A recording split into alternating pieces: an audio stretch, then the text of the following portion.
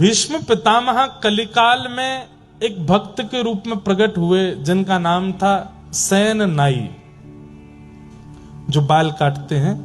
ऐसे एक नाई के रूप में इनका जन्म सेन नाई भक्तमाल जी में कहते हैं कि वो भीष्म पितामह का ही पुनर्अवतार है।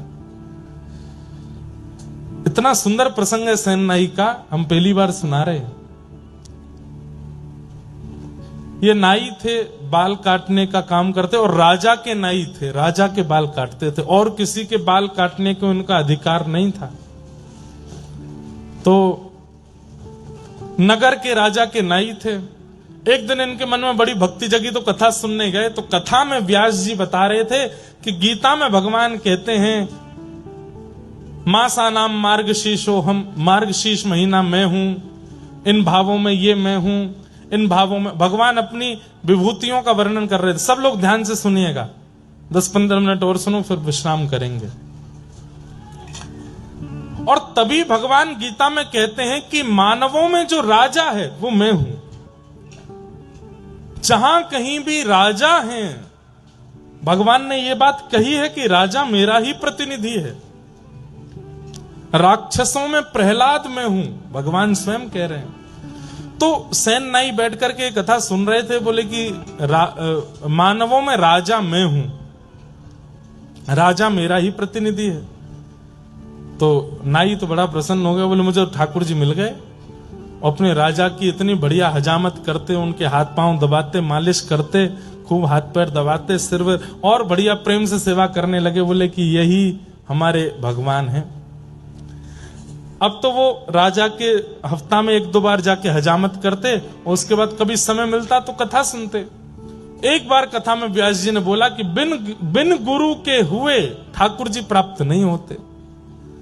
तो सेन नाई जी के मन में आया कि अब मैं गुरु कहां से खोजूं। तब किसी ने इनको बताया, बोले काशी में विराजमान है श्री रामानंदाचार्य जी महाराज, आप उनकी शरण में चले जाओ, वो बहुत अच्छे गुरु मिलेंगे। और श्री सेन जी काशी चले गए। काशी में जाकर के रामानंदाचार्य जी से दीक्षा लेने का खूब प्रयास किया, लेकिन रामानंदाचार्य जी ने दीक्षा किसी कारण से नहीं दी, व्यस्तता के कारण, साधना के कारण। एक बार एक संत इनके पास हजामत कराने आए अपनी, तो ये उनके केश काट रहे थे, मतलब मुंडा कर रहे थे, बिल्कुल सारे बाल उड़ा रहे थे।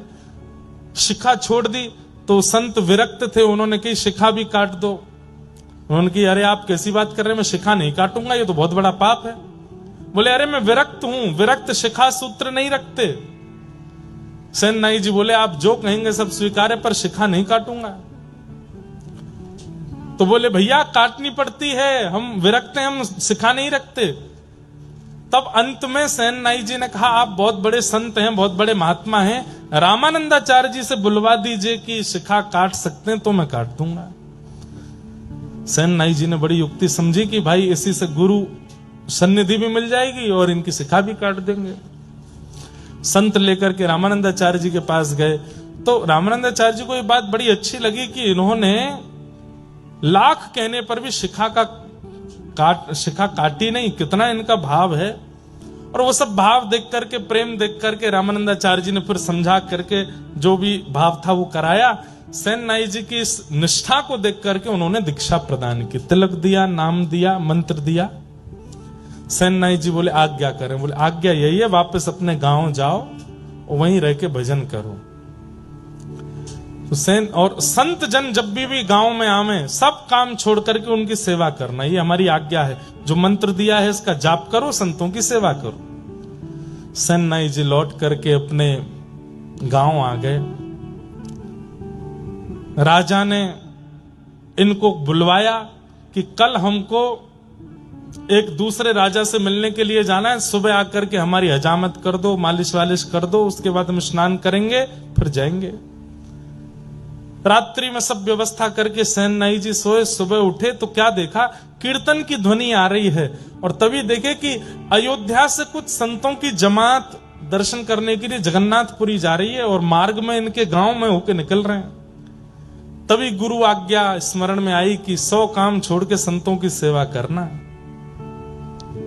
सेन नाई जी काम छोड़ा नहीं, भूल गए कि राजा के यहाँ जाना है। संतों को प्रणाम किया, वो कहा हमारे घर चलें, आप सबकी मैं सेवा करूं। संतों के चरण धो रहे हैं, उनको सुंदर वस्त्र अर्पण कर रहे हैं, पत्नी के साथ बैठ के खूब सुंदर उनको प्रसाद पवा रहे हैं। और प्रसाद पाने के बाद संतों से निवेदन किया आप कुछ सत्संग कीर्तन हो जाए।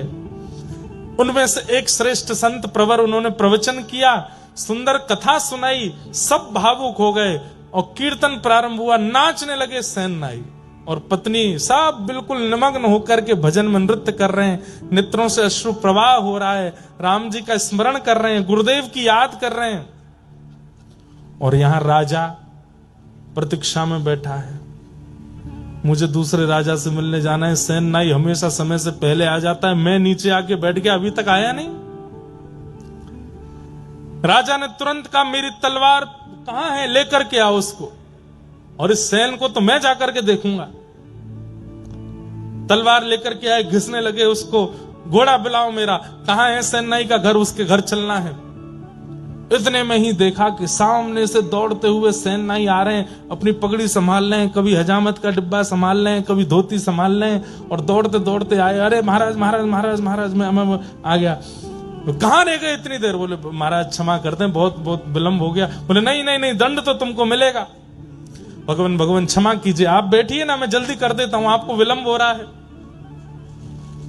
राजा बैठ गए, खूब सुंदर हजामत करी, खूब दाढ़ी वाड़ी सब करके, केश वेश। राजा क्रोध में तो था ही। बोले महाराज थोड़ी आपके हाथ पांव दबा दूं? बोले तू दबा तो दे, लेकिन दंड तो मैं तुझे दूंगा। हाथ दबाने लगे। आप इतना क्रोध करते हैं, अच्छे नहीं लगते हैं, आप थोड़ा प्रसन्न रहा कीजिए ना। हाथ पैर दबाते दबाते बोले आप थोड़े श्रमित हो तो मैं आपकी थोड़ी उंगलियां चटका दूं? बोले चटका तो दे, लेकिन दंड तो तुझे दूंगा। उंगलियां चटका दी, हाथ पैर। बोले आप कहो तो महाराज आपकी नेक थोड़ी कमर चटका दूं? बोले उससे कुछ दिक्कत तो नहीं है, वो कुछ नहीं होगा। लेकर के अपने कंधा पर जोर से झटका दिया, कमर ऐसी खुली महाराज, राजा बड़ा हल्का हो गया। बोले सेन तो इतने दिन से आ रहा है सेवा करने, लेकिन आज तेरी सेवा बड़ी अद्भुत लग रही है, लेकिन मैं दंड तो तुझे दूंगा। अरे बिराजिए ना आप, थोड़ी आपकी कंधे की मालिश कर दूं। ऐसे ठाकुर जी यहां पर सुंदर कंधा दबाने लगे। थोड़ा गर्दन अपनी टेढ़ी कर लीजिए, टेढ़ी करके गर्दन थोड़ा इधर कुछ करने लगे तो वहां एक तेल का पात्र रखा था और तेल में प्रतिबिंब दिखाई देता है। जैसे ही तेल की ओर राजा देखने लगे, वो देख नहीं रहे थे, बस मुख इधर किया तो दिख रहा था। जैसे ही देखने लगे, सेन नाई ने जैसे ही अपना मुख इधर किया तो प्रतिबिंब में क्या दिखा? मोर मुकुट, कटाक्ष नेत्र, नाक में सुंदर नथ बेसर, ऐसी मधुर मधुर मुस्कान। पीछे मुड़कर के देखें तो सेन नाई और प्रतिबिंब में देखें तो ठाकुर जी। राजा बोला ये मेरी आंखों का भ्रम है कि क्या है, पता नहीं हो क्या रहा है। नेत्र बंद करके अनुभव करे तो हाथों का स्पर्श इतनी बार राजा ने किया, लेकिन आज जैसा स्पर्श नहीं था। राजा सोचने लगे कहीं ऐसा तो नहीं है सच में ये ठाकुर जी ही हो। और बस ऐसा कहकर के राजा ने जैसे ही नेत्र खोले तो सैनिक जन खड़े थे। बोले वो सेन कहां गया? बोले वो तो आपकी मालिश कर रहा था, आप सो गए थे गहरी नींद में, तो वो बोला कि अब सब हो गया है तो मैं चलता हूं। वो तो अपनी दक्षिणा लेकर के चला गया। राजा बोला कोई बात नहीं, अब इसको अगली बार देखूंगा, अब तो तैयार होके चलता हूं। अपने वस्त्र आदि पहन करके राजा तैयार हुए। वहां सेन को पता चला कि राजा ने आज बुलाया था, मैं तो कीर्तन में रह गया। कौन आए थे? ठाकुर जी आए थे। ठाकुर जी भैया हमने बहुत रूपन में देखे, कभी ठाकुर जी